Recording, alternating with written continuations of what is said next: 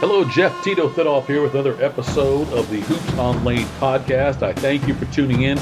I want to spend this time previewing the Ohio State-Ohio University women's basketball game that takes place on Sunday at 2 o'clock over at Value City Arena. The Buckeyes come in with their 2-0 record, fresh off a victory over the Cincinnati Bearcats. They knocked off the Bearcats in overtime, actually. The final score there was 78-73. And what was great about that game was Braxton Miller, who is going to provide veteran leadership for this team that it desperately needs. Veteran leadership. She's played in some big games when she was at Oklahoma State, and now in her second game as a Buckeye. She had 18 points. She was plus 13. Ohio State was plus 13 in scoring when she was on the floor. Janae Crooms had 10 points and 12 assists.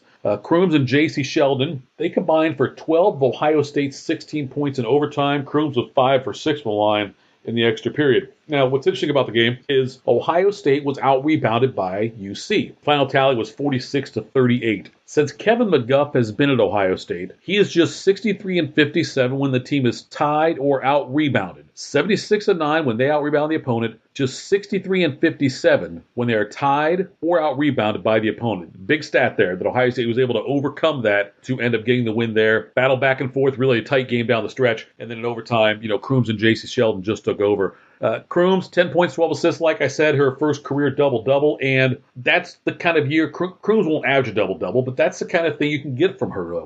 Crooms sees the floor so well, such a dynamic playmaker, and she uses her body well to get to the hole, get to the hoop, and she also uses it well when she's driving down the middle of the lane looking for someone to throw to. It's not an easy matchup for anybody to take on Crooms, and like I said, 12 assists, 10 points, 12 assists, that's a pretty good game for Janae Crooms. In a lot of games this year, I think you're going to find that Crooms is going to be the key for the Buckeyes. If she can stay out of foul trouble and make smart decisions with the basketball, this Buckeye women's basketball team has got a lot of potential to make it to play in the NCAA tournament when it comes to the postseason. I truly believe that.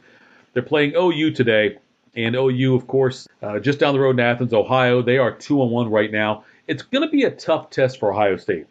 The 2 wins for OU have been over American and Marshall. Their 1 loss is at Syracuse, who is currently ranked 20th in the nation. OU last year went 30-6 and made it all the way to the WNIT quarterfinals.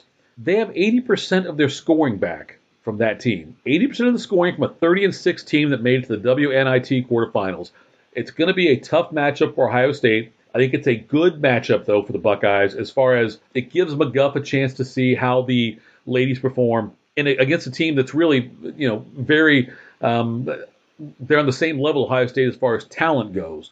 It's the home opener for the Buckeyes. I would imagine it'll be a slow start for Ohio State because you've got some new faces out there, and people, players try to impress and probably do too much early on in the home opener. The Ohio Bobcats have got a young lady named Erica Johnson, and in the win over American, she had the first triple-double program in the history of the OU women's program. She had 24 points, 13 rebounds, and 11 assists, and she was had the first triple-double in Ohio history. In addition to that, it was the 13th in MAC history. So that'll be a tough matchup as well for Ohio State. They're going to have to neutralize Erica Johnson. As expected, there'll be some local talent suiting up for the Bobcats. Amani Burke is from Eastmore Academy. She's a senior guard. Gabby Burris is a junior forward from Liberty Union. And they also have Peyton Geis. Peyton Geis, the freshman guard who went to Westerville South. Her dad, Jermaine, is one of Westerville South's all-time hoops talents. He went on to start at Butler. He's in the Butler Hall of Fame and played professionally for 14 years. So the key for Ohio State in this game, I think, is going to be, in addition to Crooms getting out early and doing well, staying out of foul trouble, they've got to continue to work on the rebounding. I think of Ohio State, like I told you, they were 76-9. They're 76-9 right now under Kevin McGuff when they're out rebounding the opponent. That'll be a key again. The OU team is picked by the media to win the MAC this year in their division, also win the MAC tournament. So this team is no slouch. It should be a fun game. I think the Buckeyes will prevail, but it's going to be, I think, very close early on, and it'll be close probably well into the fourth quarter before I think the Buckeyes will finally be able to pull away. Thanks for listening and checking out the podcast. Subscribe. You can find us on Facebook, Twitter. I would love to hear from you also. You can email me, Jeff Thitoff, at hoopsonlane@gmail.com. We'll be back on Sunday after the game. We'll recap the OU Ohio State game and give a little preview of the Ohio State men who take on Stetson on Monday. Thanks for tuning in.